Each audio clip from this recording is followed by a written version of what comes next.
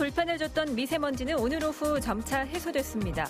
오늘 밤 11시를 기해 영서 지역에 한파주의보가 내려져 시설물 관리에 주의가 요구되고 있습니다.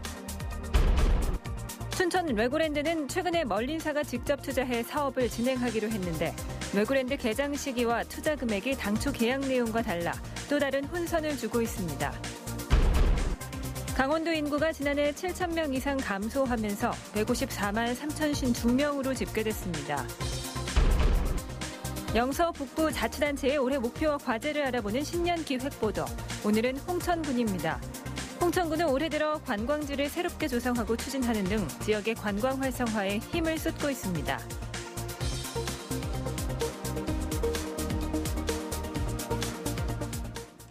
시청자 여러분, 안녕하십니까?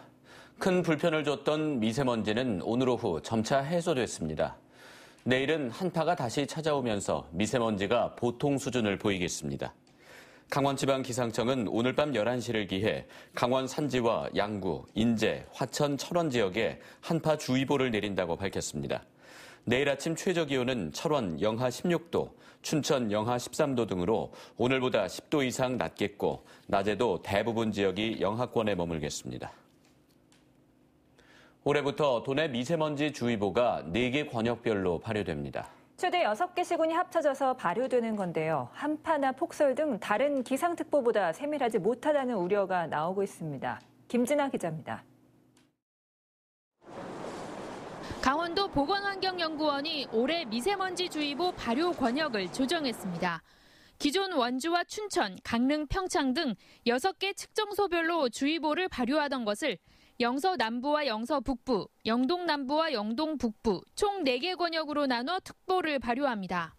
원주의 경우 중앙동과 명륜동, 문막의 평균 농도가 기준치를 초과할 경우 미세먼지 특보가 발효됐지만 올해부터는 원주뿐 아니라 횡성, 영월, 평창, 정선까지 5개 시군의 평균 농도가 기준치를 넘어야만 특보가 발효됩니다.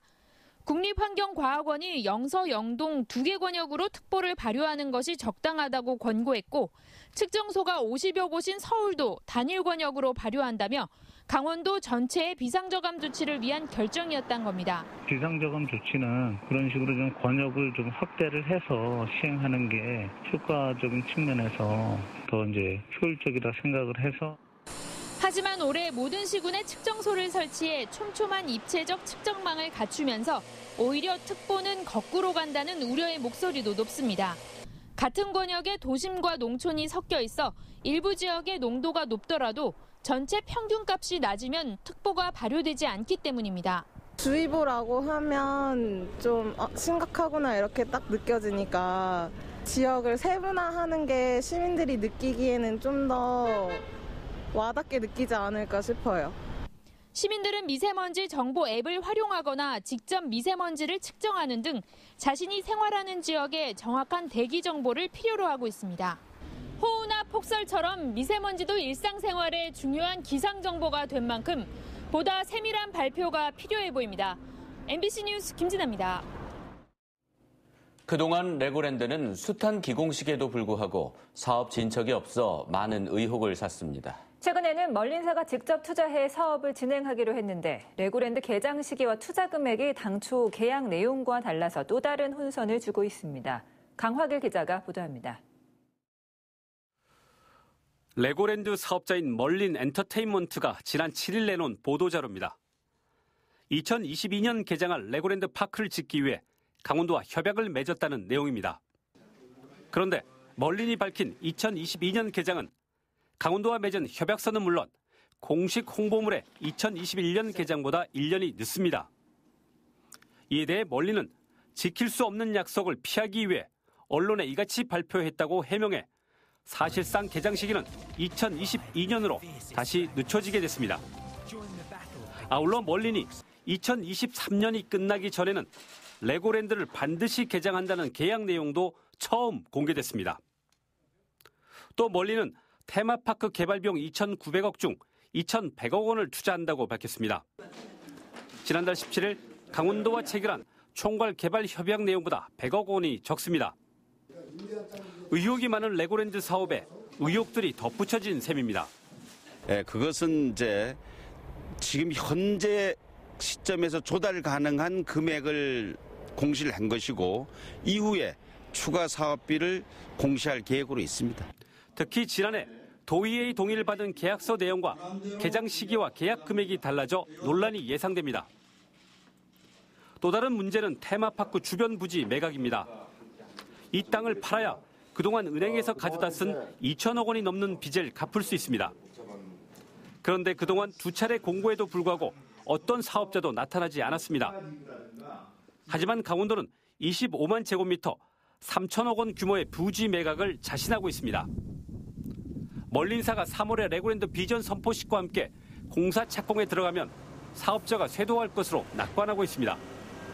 조성계획 변경이 2월에 결정이 되면은 거기에 맞춰서 분양 계획을 수립해서 금년 아마 8월 중이면은 정상적인 매각이 이루어질 것으로 보고 있습니다.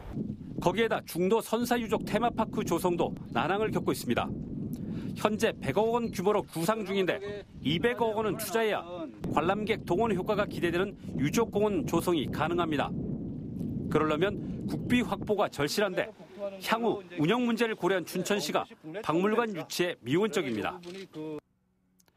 그동안 의혹을 말끔하게 씻지 못한 레고랜드 사업이 또 다른 의혹들과 사업 걸림돌로 걱정을 더하고 있습니다. MBC 뉴스 강화길입니다.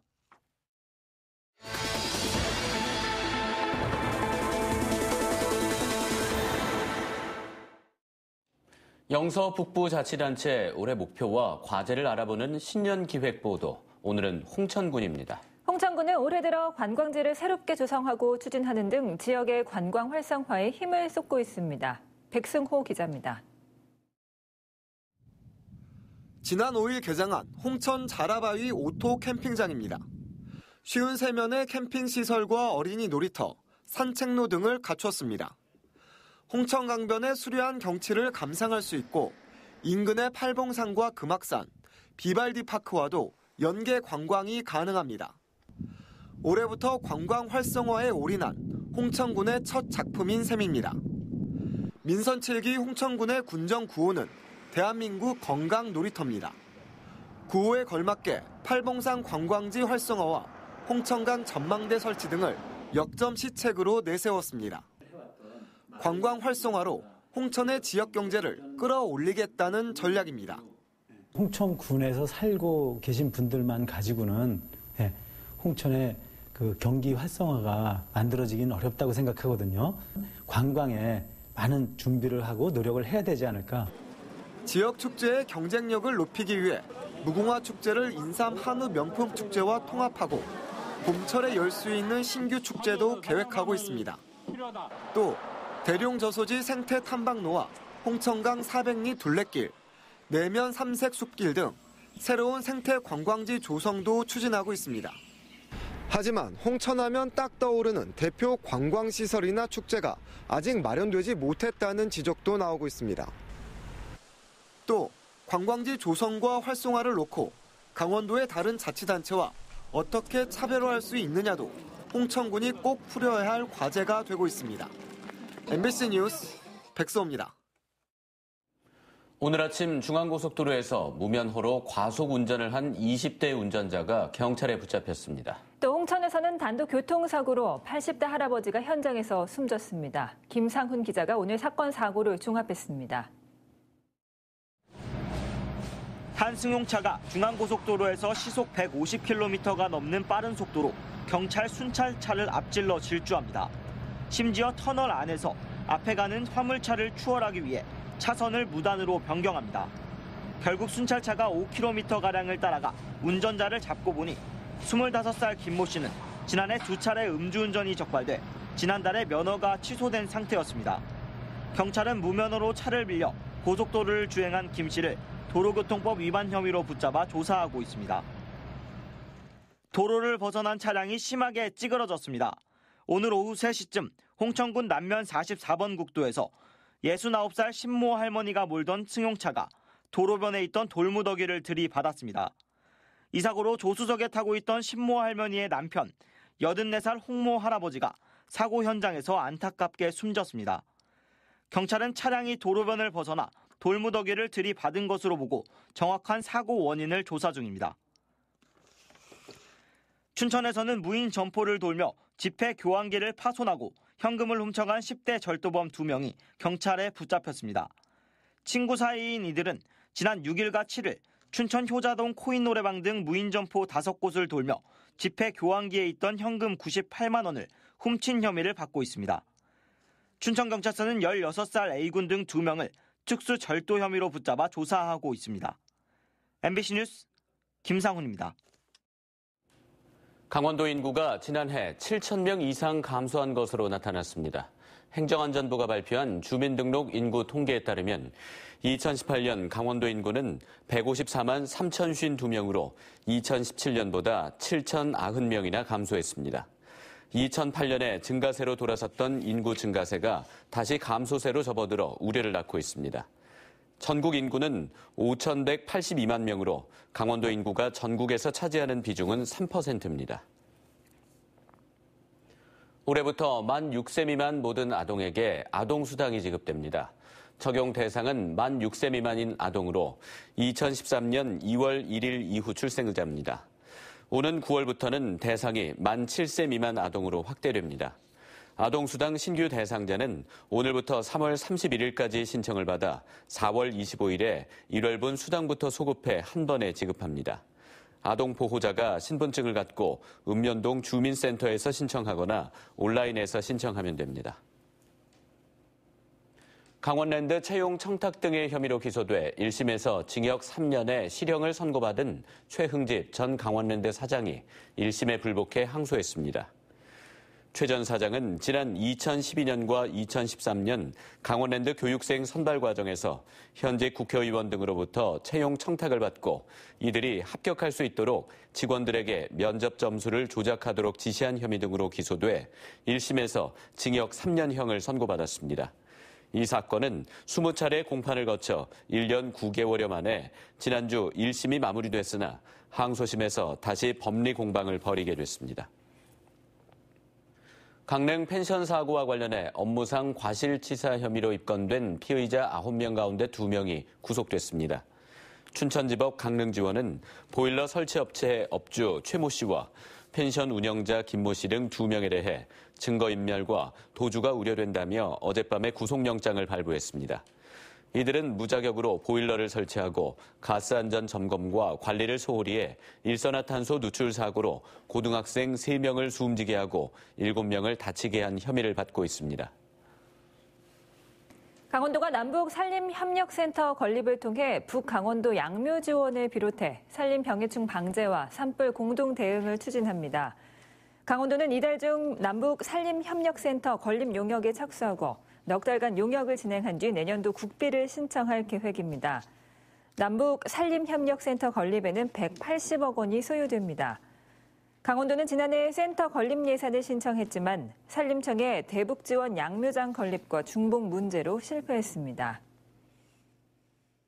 춘천시가 올해 열리는 춘천 코리아 오픈 국제 태권도 대회에 북측 태권도 시범단 초청을 추진합니다. 춘천시는 비정치적인 교류를 통한 남북 지역 간 교류 협력 확대를 위해 북한의 태권도 시범단을 초청하기로 했다며 사업 계획을 통일부에 제출할 계획입니다. 춘천시는 통일부에서 사업이 승인되면 북한의 민간단체와 연결해 본격적인 초청 작업을 실시할 계획이라고 밝혔습니다. 민노총 강원지역본부와 민중당, 강원도당 등 강원지역 단체 6곳은 오늘 춘천지방법원 앞에서 기자회견을 열고 양승태 전 대법원장의 즉각 구속을 촉구했습니다. 이상으로 뉴스데스크 강원을 마칩니다. 고맙습니다.